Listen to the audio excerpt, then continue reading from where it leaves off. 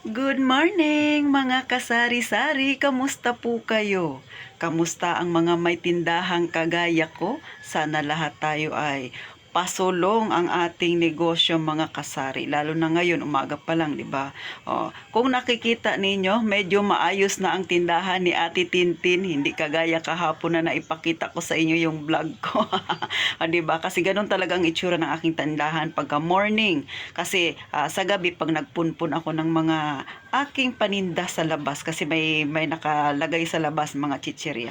So ganoon pagkagabi pupunpunin kasi medyo magulo. Pero ngayon nakikita niyo naman 'di ba? Maayos na ulit oh. Yan yung nakita ninyo kahapon na walang laman. So ngayon ayan na yung aking mga noodles. Syempre, hindi siya masyadong puno kasi pagkagabi nilalagay ko yan sa karton. Pero meron akong mga stock na noodles na nakalagay sa box kasi nga para pag may bumili meron akong kunwari nabawasan na yan, so may pangsasalin ako ulit dyan sa lagayan na yan.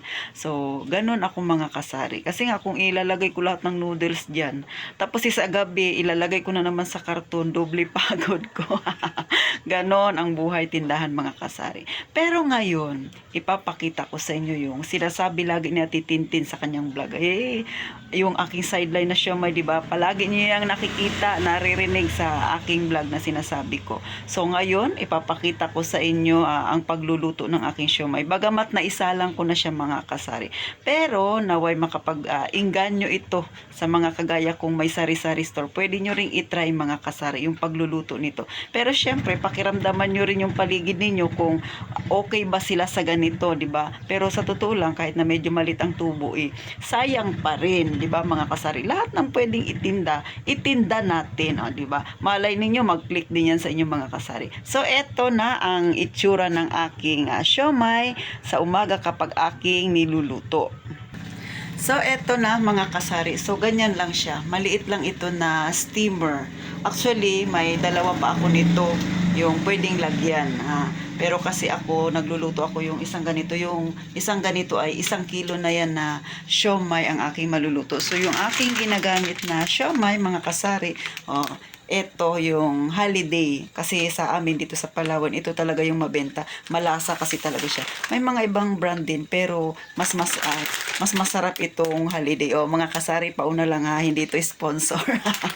Sinishare ko lang sa inyo yung ginagamit ko na na brand. Baka may magtanong diyan, di ba? Baka may gusto ring magluto ng siomay. Sa naman chili garlic, ako na mismo ang gumagawa, tsaka yung sa sausawan. So ito yung aking ginagawa. So, ito yung aking chili garlic na ginagawa mga kasari. Gumagawa ako niyan siguro mga maramihan. Itong ganito, istakan ko na lang siya. So, glass ito siya para hindi maamoy pagka sa plastic.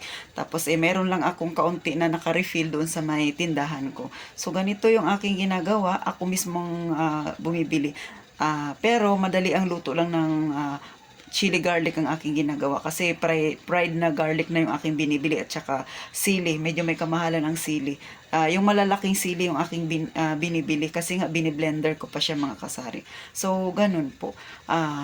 Syempre pag gagawa ka ng sauce mo, lalo na yung toyo, ipakita ko rin sa inyo ha.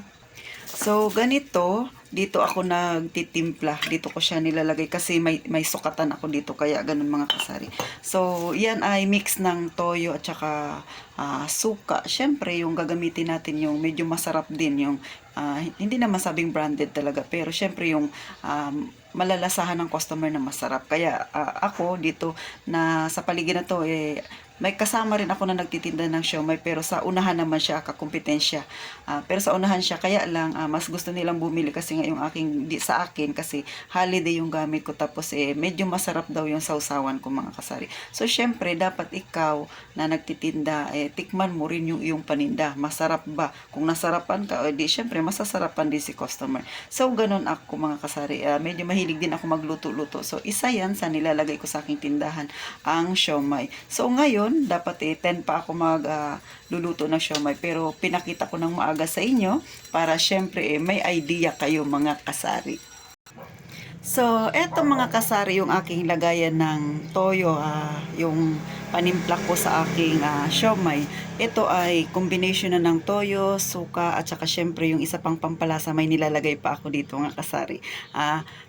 Pero masarap siya kahit na hindi ko na nilalagyan ng kalamansi. Kasi mahal minsan ang kalamansi. So maglalagay ka ng kalamansi, lugi ka. Ang aking benta ng siomai, so ganito ang itsura niyan mga kasari.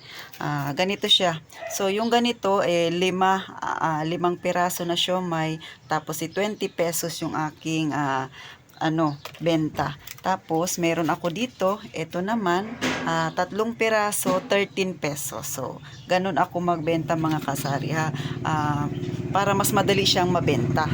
Kasi syempre, anuhin mo yung malaki nga ang kita mo, matagal namang mabenta o di ba matagal mong mapapaikot ang iyong puhunan. So eto yung aking chili garlic na naka-standby lang sa aking tindahan. Kasi syempre, iba yung meron kang refill para hindi naghahalo-halo mga kasari. So para maiwasan din na magkaroon ng mahirap kasi si pagkain yung tinitinda natin. So, isa yan sa mga negosyo ko, hindi naman negosyo, sideline, nilalagay ko sa tindahan. So, ipapakita ko ang itsura ng aking siomai kapag nasa tindahan na ha, mga kasari. So, eto na siya, ikot tayo. O, di ba? O, ayan siya. Kung makikita ninyo mga kasari, maliit lang talaga yung aking tindahan. Pero lahat nilalagay ko, kung makikita nyo ganyan. So, yan ang itsura ng tindahan ko. Ayan siya, mga kasari. So, ganun. Open na open siya mga kasari. Kaya si Ate Tintin ninyo, todo bantay sa tindahan kasi nanakawan na ako minsan. Hindi lang minsan mga kasari. Siguro mga 3 beses na ako nanakawan. Bagamat yung unang nakaw ay sadya talaga yun. Yung sumunod ay yung mga bata na nakwento ko nga sa iba ko pang vlog nagugutom. So, kaya ngayon, todo bantay ang Ate Tintin ninyo sa kanyang tindahan mga kasari.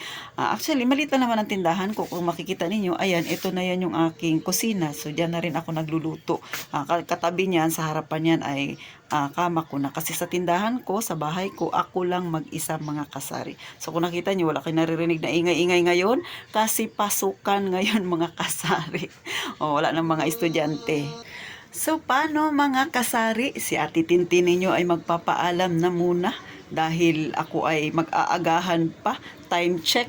Nako, alas 8:15 na mga kasari. So, sa mga hindi pa nakasubscribe na nanonood ngayon sa akin, please po, palike na lang po at saka pa-subscribe. Pag wala din kayong ginagawa, pwede po bang pakishare na rin? Nakikisuyo si Ate Tintin sa inyo mga kasari.